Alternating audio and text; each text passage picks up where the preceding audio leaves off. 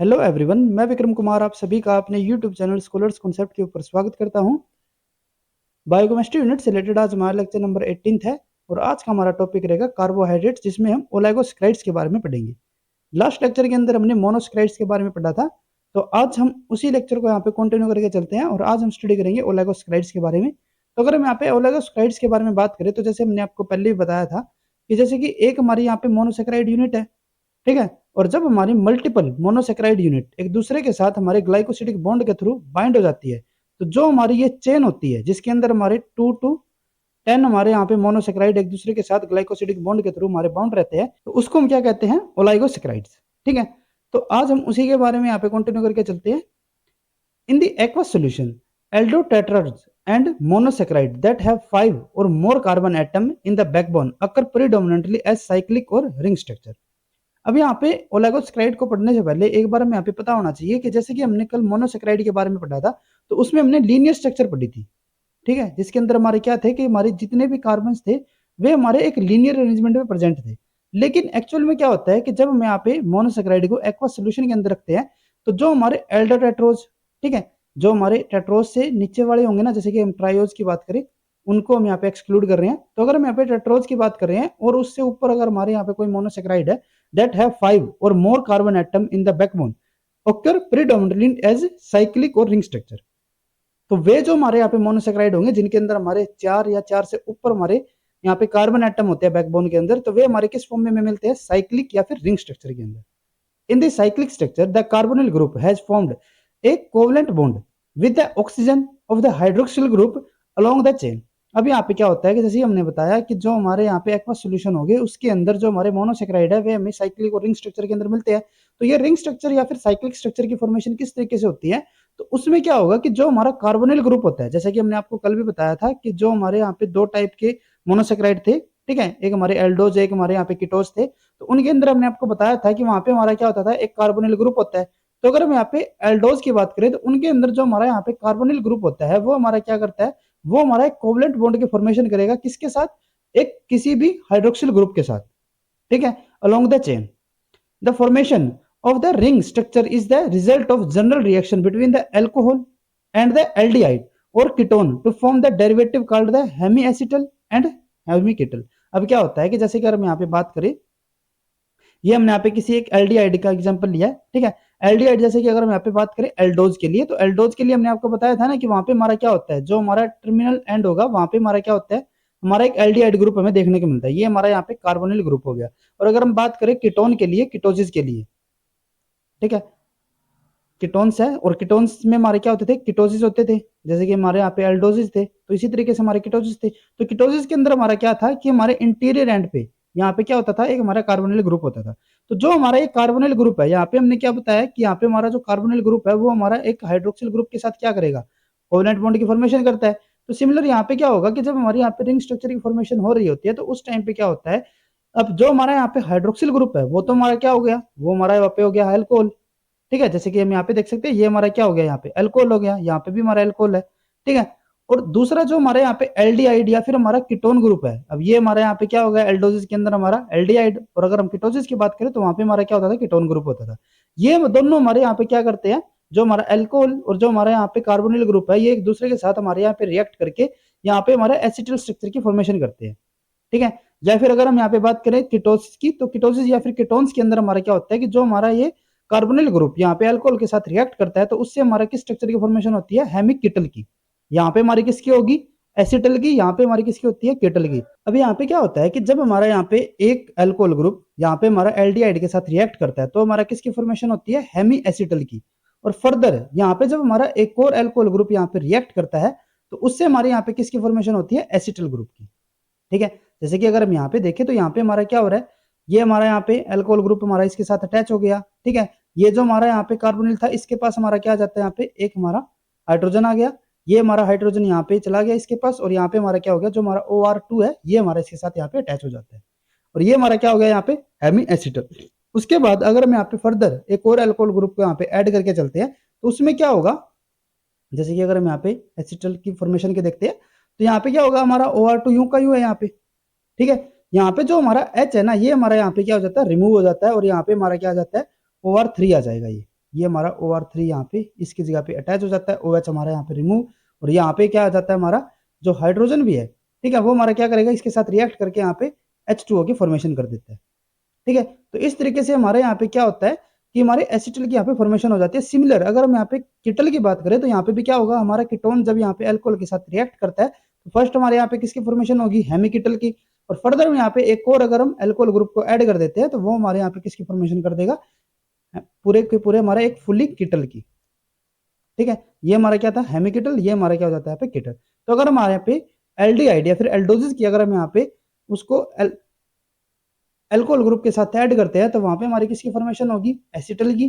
ठीक है, दो हमारे अल्कोहल के साथ हमारी किसकी फॉर्मेशन हो जाएगी, एसिटल की। और अगर हम यहाँ पे कीटोसिस की बात करें या फिर कीटोन की बात करें तो यहाँ पे हमारी किसकी फॉर्मेशन होगी, कीटल की। ठीक है, और उसी प्रिंसिपल में हमारा क्या रहता है, जो हमारी साइक्लिक स्ट्रक्चर की फॉर्मेशन होती है, जैसे कि हमने आपको बताया कि एक्वा सोल्यूशन में हमारे मोनोसैकेराइड किस फॉर्म में मिलेंगे, वो हमें साइक्लिक फॉर्म में मिलते हैं। तो जो हमारा साइक्लिक स्ट्रक्चर की फॉर्मेशन होती है ना, वो हमारी इसी प्रिंसिपल के बेसिस पे होती है। जैसे कि अगर हम यहाँ पे बात करें अल्फा एंड बीटा एनोमर्स की, the reaction between the aldehyde group of C1 and the hydroxyl group at the C5 form a hemiacetal linkage producing either of the two stereoisomers, the alpha and beta anomers। अब जैसे कि हम यहाँ पे example लेके चल रहे हैं डी ग्लूकोज का, तो डी ग्लूकोज की जैसे कि हमने आपको स्ट्रक्चर बताई थी, ऊपर हमारा यहाँ पे क्या होता था, ये हमारा हो गया यहाँ पे एल्डिहाइड ग्रुप। ठीक है, और फिफ्थ पोजीशन के ऊपर यहाँ पे हमारा क्या है, ये एल्कोहल। ठीक है, तो ये दोनों एक दूसरे के साथ यहाँ पे रिएक्ट करेंगे। जब इन दोनों के बीच में हमारी यहाँ पे रिएक्शन होती है, ठीक है, तो यहाँ पे क्या होगा कि जो हमारा यहाँ पे H था ये हमारा चला जाएगा इसके पास, और जो हमारा यहाँ पे कार्बन होता है ये हमारा क्या करेगा, ये हमारा रिएक्ट कर लेता है इसके साथ, ऑक्सीजन के साथ। ठीक है, तो जैसे कि आप यहाँ पे देख सकते हो, ये हमारा यहाँ पे जो फिफ्थ नंबर का था, फिफ्थ के बाद हमारा यहाँ पे सिक्स क्या था, CH2OH, फिफ्थ हमारा ये हो गया और सिक्स वाला हमारा यहाँ पे चला गया। अब यहाँ पे क्या होगा, ये हमारा इसके पास क्या था, OH था, इसके पास हमारे क्या है, एक हमारा हाइड्रोजन है और एक हमारे यहाँ पे ऑक्सीजन है। तो ये क्या करेगा, ये हमारा इसके साथ रिएक्ट करता है, रिएक्ट करके ये हमारे यहाँ पे क्या होता है, ये हमारा इनके बीच में यहाँ पे बॉन्ड फॉर्मेशन हो जाती है। ठीक है, जैसे कि यहाँ पे हमारा क्या था, ये OH था, ये यहाँ पे क्या हो जाएगा, इन दोनों के बीच में हमारी यहाँ पे बॉन्ड फॉर्मेशन हो जाएगी। एक जो इसका हमारा यहाँ पे हाइड्रोजन था, ये हमारा यहाँ पे रिमूव होकर इसके पास चला जाता है। ठीक है, तो इस तरीके से हमारी यहाँ पे क्या हो जाती है, एक हमारी रिंग स्ट्रक्चर की फॉर्मेशन हो जाएगी। अब यहाँ पे क्या होता है कि जो हमारे यहाँ पे रिंग स्ट्रक्चर है उसमें हमारे दो टाइप के एनोमर्स हो सकते हैं, एक हमारे होते हैं अल्फा और एक हमारे यहाँ पे होते हैं बीटा। ठीक है, अब ये हमारे किसके बेसिस पे रहेंगे कि जो हमारा यहाँ पे ये फर्स्ट नंबर के ऊपर जो हमारा कार्बन है, ठीक है, जैसे कि यहाँ पे भी देख सकते हैं, यहाँ पे हमारा फर्स्ट नंबर का जो कार्बन है, यहाँ पे क्या होता है, ये जो हमारे यहाँ पे रिंग स्ट्रक्चर हो रही थी उसमें हमारी दो टाइप की स्ट्रक्चर है, वो हमारी किसके बेस पे रहती है, जो हमारा ये कार्बन नंबर 1 है ना, इसको हम क्या बोलते हैं, इसको हम बोलते हैं एनोमेरिक कार्बन। ठीक है, इसको हम क्या बोलेंगे, एनोमेरिक कार्बन बोलेंगे। ये हमारा क्या करता है, ये हमारा जो इसके पास हमारा यहाँ पे हाइड्रोक्सिल ग्रुप है, अगर ये हमारा नीचे की तरफ है, ठीक है, तो ये हमारा नीचे की तरफ होने से हमारा क्या होता है, ये हमारा होता है अल्फा, और अगर हमारी इसकी पोजीशन ऊपर की तरफ रहती है तो ये हमारा क्या हो जाता है, बीटा। ठीक है, तो यहाँ पे हमारी दो टाइप की स्ट्रक्चर की फॉर्मेशन हो सकती है, या तो हमारा अल्फा होगा या फिर हमारे यहाँ पे बीटा होता है। ठीक है, और जो हमारा ये एनोमेरिक कार्बन है ना, ये हमारा आगे जाके काम आएगा, जो हम हमारे मोनोसेक्राइड या फिर हमारे जो सुगर्स रहते हैं, यानी कि जो हमारे रिड्यूसिंग सुगर हो गए, उनकी हमारी क्लासिफिकेशन के अंदर। ठीक है, अगर हमारा ये जो कार्बन 1 है, ये जो हमारा कार्बन 1 है, अगर ये हमारा फ्री होता है, ठीक है, तो हमारा वो क्या हो जाएगा, जो भी हमारा वहां पे सेक्राइड होगा, मोनोसेक्राइड पॉलीसेक्राइड जो भी है, अगर हमारा वहां पे हमें कार्बन 1 यानी कि जो हमारा एनोमेरिक कार्बन है, ठीक है, अगर वो हमें फ्री मिल जाता है तो वो हमारा क्या होगा, वो हमारा कार्बोहाइड्रेट होगा, रिड्यूसिंग सुगर। ठीक है, और अगर हमारा किसी भी कोई ऐसा हमारा डाइसेक्राइड है या फिर हमारा कोई ऐसा पॉलीसेक्राइड है जिसके अंदर हमारा जो एनोमेरिक कार्बन है वो हमारा फ्री नहीं है, तो वो हमारा कैसा हो जाता है, non reducing carbon, sorry non reducing sugar. ठीक है, नॉन रिड्यूसिंग सुगर। आगे हम देखेंगे इसके बारे में किस तरीके से हम यहाँ पे रिड्यूसिंग और नॉन रिड्यूसिंग को एक दूसरे से हम डिफरेंशिएट करते हैं। अब क्या है, these two structure differ only in the stereochemistry around the hemic acetal carbon. The interconversion of alpha and beta enomer is called the mutarotation। और एक म्यूटारोटेशन हमारा क्या होता है, जिसके अंदर हमारा जो अल्फा और बीटा एनोमर है वो हमारे एक दूसरे में कन्वर्ट होते रहते हैं। ठीक है, यहाँ पे क्या होगा, इनकी जो हमारी इंटर कन्वर्जन होगी उसको हम क्या नाम देते हैं, म्यूटारोटेशन। ठीक है, म्यूटारोटेशन। ठीक है, उसके बाद नेक्स्ट हमारे यहाँ पे आते हैं 6 membered ring compound are called pyranoses because they resemble the six membered ring compound pyran. अब क्या होता है कि जो हमारे यहाँ पे रिंग स्ट्रक्चर होते हैं ना, रिंग स्ट्रक्चर हमारे दो टाइप के हो सकते हैं। एक हमारे यहाँ पे होते हैं पायरेनोसिस और एक हमारे यहाँ पे होते हैं फ्यूरेनोसिस। ठीक है, जो हमारे पायरेनोसिस होते हैं ना, वे हमारे पायरेनोसिस हम उसको क्यों बोलते हैं, ये हमारे एक तो होते हैं 6-मेंबर्ड रिंग स्ट्रक्चर, ठीक है, और जो हमारे फ्यूरेनोसिस होते हैं ये हमारे होते हैं 5-मेंबर्ड रिंग स्ट्रक्चर। ठीक है, अब उसके बाद अब इनको हम यहाँ पे जो 6-मेंबर्ड रिंग स्ट्रक्चर है उनको हम पायरेनोसिस क्यों बोलते हैं, क्योंकि एक हमारे यहाँ पे पायरेन स्ट्रक्चर होता है जिसके अंदर हमारे टोटल 6 मेंबर होते हैं रिंग स्ट्रक्चर के अंदर। और क्योंकि हमारे जो यहाँ पे जो कार्बोहाइड्रेट है या फिर हमारे जो मोनोसेक्राइड है, ठीक है, उनकी जो हमारे यहाँ पे रिंग स्ट्रक्चर होती है उसके अंदर भी हमारे कितने मेंबर मिल रहे हैं, 6 मेंबर मिल रहे हैं। तो पायरेन के साथ इसकी जो सिमिलरिटी होती है तो इसी बेसिस पे हम इनको क्या बोलते हैं, पायरेनोसिस। ठीक है, जैसे अगर हम यहाँ पे देखें तो ये हमारा क्या हो जाएगा, बीटा डी ग्लूकोपायरेनोसिस। ठीक है, पायरेन स्ट्रक्चर हो जाएगी। क्यों हो जाएगी, क्योंकि इसके अंदर हमारे टोटल मेंबर कितने हैं, 1 2 3 4 5 एंड 6। ठीक है, और ये हमारे किससे सिमिलर होती है, जो हमारी पायरेन स्ट्रक्चर होती है। पायरेन के अंदर भी हमारा क्या होगा, 1 2 3 4 एंड 5 एंड 6। ठीक है, अगर हम बात करें यहाँ पे फ्यूरेनोसिस की, while the five membered ring compound are called furanoses because they resemble the, यहाँ पे हमारा 5 आएगा, ठीक है, ये 6 नहीं आएगा, यहाँ पे हमारा क्या आ जाएगा 5। ठीक है, 5-मेंबर्ड रिंग कंपाउंड फ्यूरेन, ये हमारा किसके साथ सिमिलर होता है, 5 के साथ, 1 2 3 4 5। ठीक है, तो ये हमारा क्या होता है फ्यूरेन। और हम यहाँ पे भी स्ट्रक्चर को देख सकते हैं, ये हमारा क्या होता है, बीटा डी फ्रुक्टोफ्यूरेनोज। ठीक है, ये हमारा यहाँ पे होता है फ्यूरेनोज स्ट्रक्चर। उसके बाद अब यहाँ पे हम बात करते हैं जो हमारा ग्लाइकोसिडिक बॉन्ड की फॉर्मेशन होती है। ग्लाइकोसिडिक बॉन्ड हमारा क्या होता था, जो कि हमारे दो मोनोसेक्राइड यूनिट के बीच में इन दोनों का हमारा बाउंड करके रखता था। ठीक है, उसको हम क्या नाम देते थे, ग्लाइकोसिडिक बॉन्ड। अब क्या है, disaccharide consist of 2 monosaccharide joined covalently by O-glycosidic bond which is formed when the hydroxyl group of one sugar molecule react with the anomeric carbon of the other। अब इसमें क्या होता है, हमारा जो यहाँ पे ग्लाइकोसिडिक बॉन्ड की फॉर्मेशन होती है उसमें क्या होगा कि हमारे यहाँ पे दो जो हमारी यूनिट है, जैसे कि हम यहाँ पे देखिए, एक हमारी यहाँ पे ग्लूकोज यूनिट, एक हमारी ये वाली ग्लूकोज यूनिट। तो इन दोनों जो हमारे यहाँ पे ग्लूकोज यूनिट है उनके बीच में हमारे यहाँ पे जो बॉन्ड फॉर्मेशन होगा उसको हम क्या नाम देते हैं, ये जो हमारे यहाँ पे बॉन्ड होगा ये हमारा कौन सा होता है, ये हमारा होगा ग्लाइकोसिडिक बॉन्ड। ठीक है, यहाँ पे क्या हो सकता है, जो हमारा यहाँ पे ये कार्बन है, ठीक है, और एक हमारा जो ये वाला कार्बन है, अब इन दोनों के बीच में हमारे यहाँ पे क्या होती है, यहाँ पे हमारी बॉन्ड फॉर्मेशन होगी which is formed when A hydroxyl group one sugar react with the anomeric carbon. एक हमारा जो पहले वाला जो मोनोसेक्राइड यूनिट है उसके जो हमारे यहाँ पे हाइड्रोक्सिल ग्रुप होता है वो दूसरे वाला जो हमारे यहाँ पे यूनिट होगी उसका जो हाइड्रोक्सिल ग्रुप होगा उसके साथ हमारा रिएक्ट करता है। और यहाँ पे हमारा लॉस किसका होता है, एक H2O का, एक H2O मॉलिक्यूल हमारा यहाँ पे रिलीज हो जाता है और इनके बीच में जहाँ पे हमारा बॉन्ड फॉर्मेशन हो जाएगा ये हमारा क्या होता है, ग्लाइकोसिडिक बॉन्ड। अब यहाँ पे हमारा क्या है, ऑक्सीजन है, तो इसीलिए हम इसको क्या नाम देते हैं, ओ ग्लाइकोसिडिक बॉन्ड। ठीक है, एक हमारा एन ग्लाइकोसिडिक बॉन्ड भी होता है, वो हमारा डीएनए के अंदर होता है, यहाँ पे हमारा उसका कोई काम नहीं है।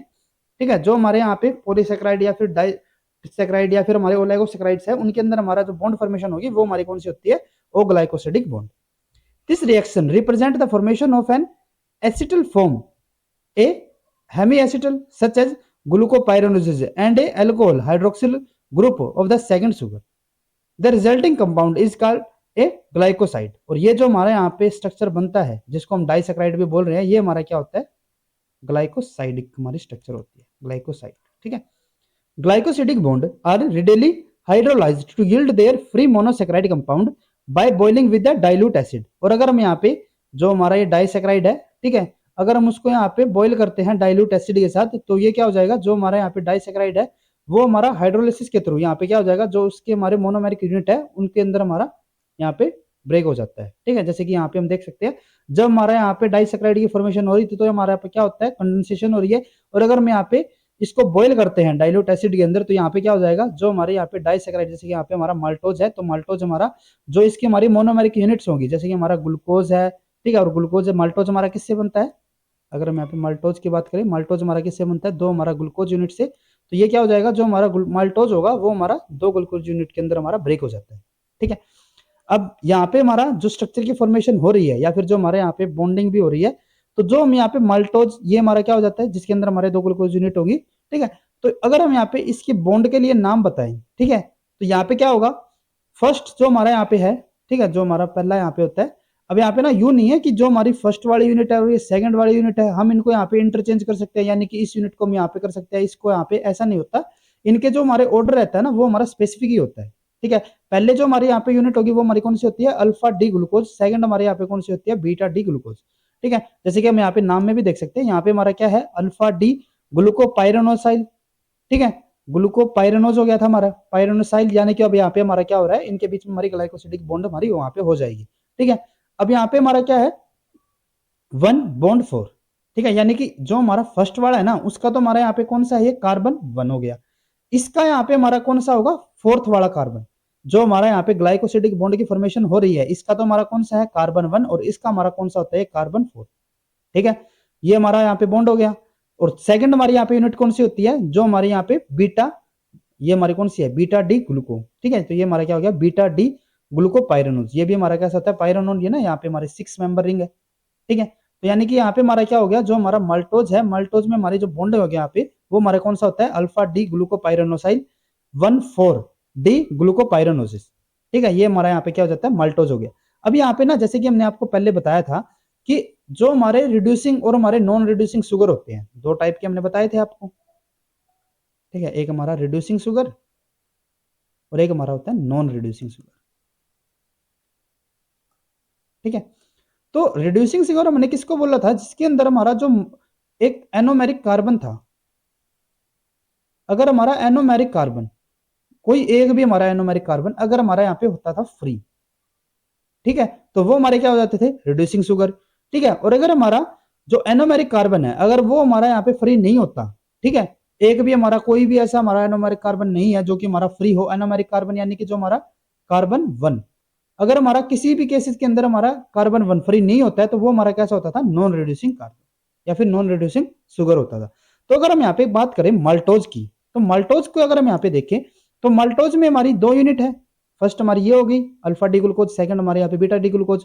अगर मैं पहले बात करूं यहाँ पे अल्फा डी ग्लूकोज की, तो अल्फा डी ग्लूकोज के अंदर जो हमारा एनोमेरिक कार्बन यानी कि कार्बन 1 हमारा यहाँ पे क्या है, फ्री नहीं है यहाँ पे, क्योंकि ये हमारा क्या कर रहा है, जो हमारा ग्लाइकोसिडिक बॉन्ड है उसके अंदर हमारा इन्वॉल्व हो रहा है।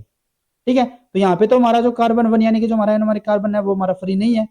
अगर मैं बात करूं यहाँ पे बीटा डी ग्लूकोज की, तो बीटा डी ग्लूकोज के अंदर हमारा जो एनोमेरिक कार्बन यानी कि कार्बन नंबर 1, ये हमारा क्या पे क्या है, फ्री है।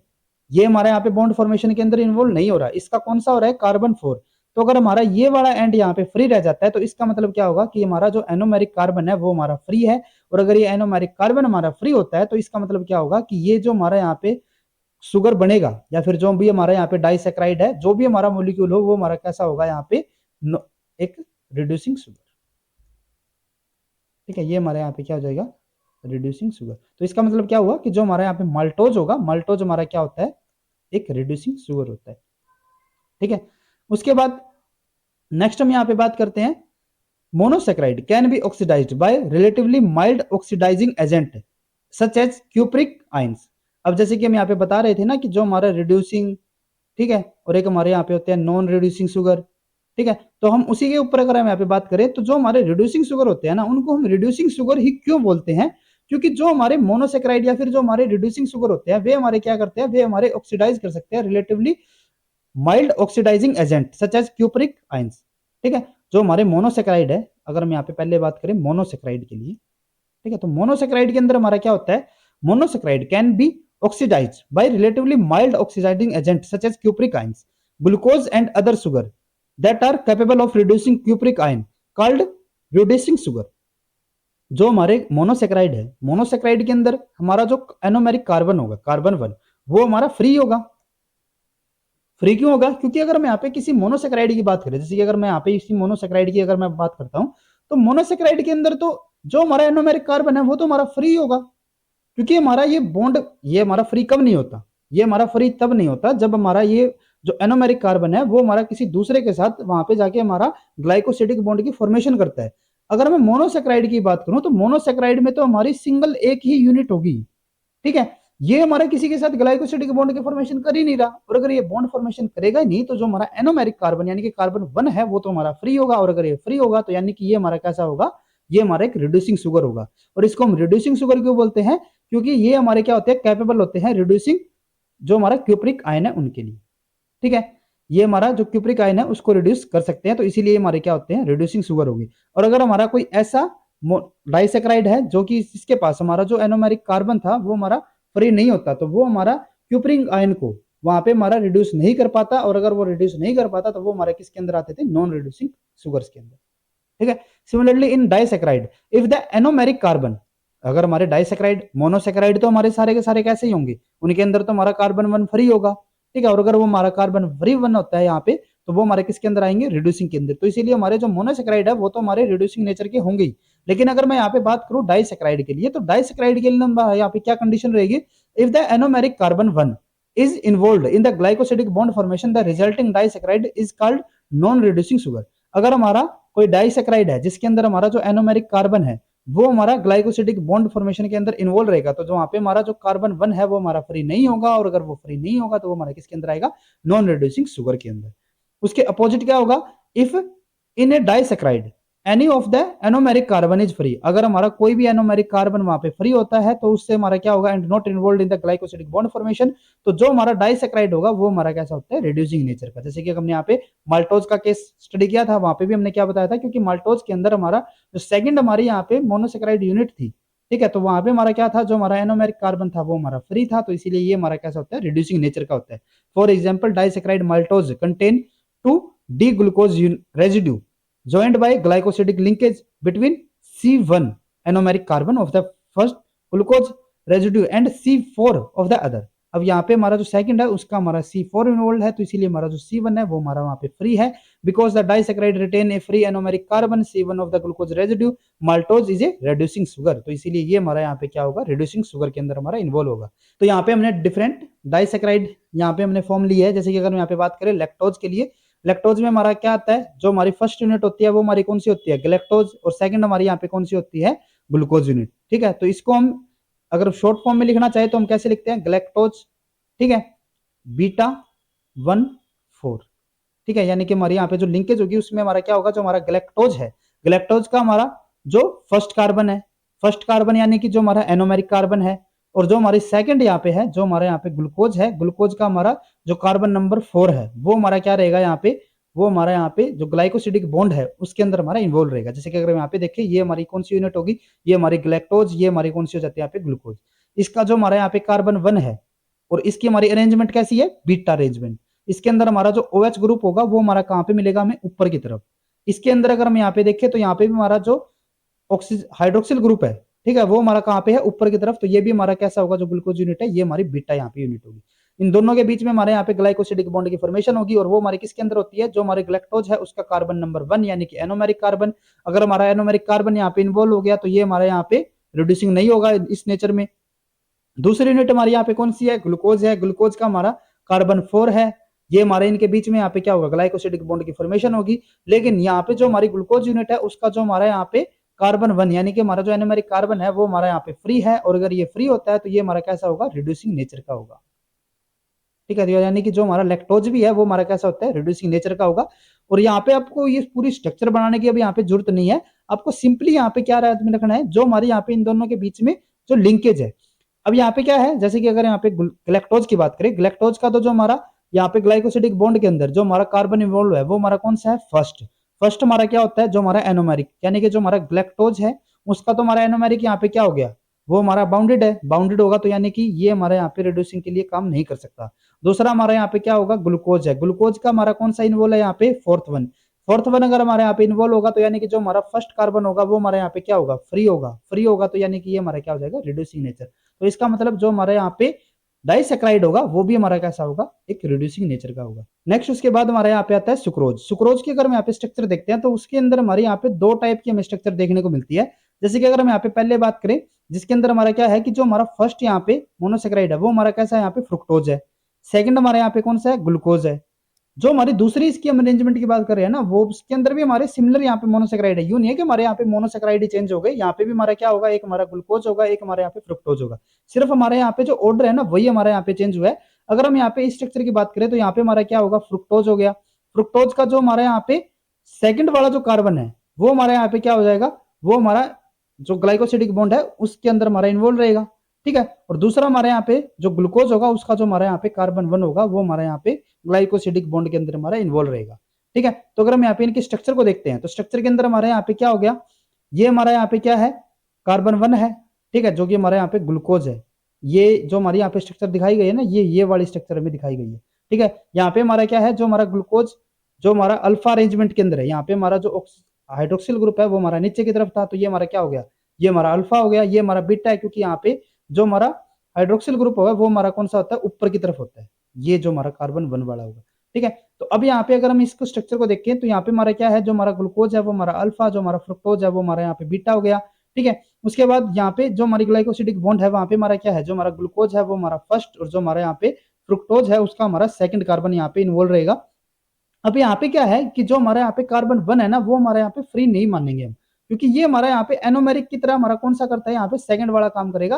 और यहाँ पे जो हमारा ग्लाइकोसिडिक बॉन्ड है उन दोनों में, ये दोनों हमारे यहाँ पे ग्लाइकोसिडिक बॉन्ड के अंदर इन्वॉल्व है, तो इसीलिए ये भी हमारा कैसा हो जाएगा, नॉन रिड्यूसिंग होगा, क्योंकि हमारे यहाँ पे जो एनोमेरिक है ना वो हमारे यहाँ पे फ्री है ही नहीं। ठीक है, अगर हम यहाँ पे बात करें ट्री हेलोज के लिए, तो ट्री हेलोज के अंदर हमारा क्या होता है, फर्स्ट यूनिट हमारी यहाँ पे ग्लूकोज, सेकंड हमारी यहाँ पे फिर से ग्लूकोज, लेकिन यहाँ पे जो हमारी बॉन्ड फॉर्मेशन होगी वो हमारे किस किस के बीच में होती है, उसमें जो हमारी फर्स्ट यूनिट है वो भी हमारे यहाँ पे अल्फा है, सेकंड भी हमारे यहाँ पे अल्फा है, और जो हमारे यहाँ पे फर्स्ट जो ग्लूकोज यूनिट है उसका हमारा कार्बन 1, यानी कि जो हमारा एनोमेरिक कार्बन है, इसका भी जो हमारे यहाँ पे एनोमेरिक कार्बन है, वे दोनों ही हमारे क्या रहते हैं, यहाँ पे ग्लाइकोसिडिक बॉन्ड फॉर्मेशन के अंदर हमारे इन्वॉल्व होंगे। यहाँ पे भी हमारा कार्बन 1, यहाँ पे भी हमारा कार्बन 1, तो जो हमारा यहाँ पे एनोमेरिक कार्बन है वो हमारा किसी भी यूनिट के अंदर फ्री नहीं है, और अगर ये फ्री नहीं होता है तो यानी कि जो हमारा ट्री हेलोज होगा वो हमारा एक नॉन रिड्यूसिंग नेचर का होगा। ठीक है, जैसे कि अगर हम यहाँ पे माल्टोज की बात कर रहे थे, तो माल्टोज के अंदर हमारा क्या हो रहा था, जो हमारा फर्स्ट है उसका तो हमारा फ्री नहीं होता था, लेकिन सेकंड का यहाँ पे जो हमारा कार्बन 1 था वो हमारा फ्री होता था, क्योंकि यहाँ पे हमारा कार्बन 1 इन्वॉल्व, कार्बन 4 हमारा यहाँ पे इन्वॉल्व होता था। लेकिन अगर मैं यहाँ पे ट्री एलोज की बात करूँ तो यहाँ पे तो दोनों के हमारे जो कार्बन 1 यानी कि जो हमारे एनोमेरिक कार्बन है वही हमारे यहाँ पे ग्लाइकोसिडिक बॉन्ड के अंदर हमारे इन्वॉल्व रहते हैं, तो इसीलिए यहाँ पे हमारा जो डाइसेक्राइड यानी कि जो हमारा ट्री एलोज होगा वो हमारा कैसा होता है, नॉन रिड्यूसिंग नेचर का होता है। ठीक है, तो ये हमारे यहाँ हो जाती है जो हमारी रिड्यूसिंग और जो हमारे यहाँ पे नॉन रिड्यूसिंग जो हमारे शुगर्स रहते हैं उनके बीच में हम किस तरीके से यहाँ पे डिफरेंशिएट कर सकते हैं। तो आज के लेक्चर में बस इतना ही। नेक्स्ट लेक्चर में हम बात करेंगे पॉलीसेक्राइड्स के लिए। ठीक है, जो हमारे पॉलीसेक्राइड स्ट्रक्चर होते हैं, जैसे कि हमारी स्टार्च होती है या फिर जो ग्लाइकोजन होती है, उनकी स्ट्रक्चर हमारी किस तरीके से यहाँ पे फॉर्मेशन होती है, तो वो हम नेक्स्ट लेक्चर के अंदर स्टडी करेंगे। अगर आपको ये वीडियो हमारी यूजफुल लगी तो please like and share this video, और CSIR से रिलेटेड और बायोकेमिस्ट्री से रिलेटेड इसी तरीके के कॉन्सेप्ट्स करने के लिए please subscribe to our YouTube channel scholars concepts. Thank you.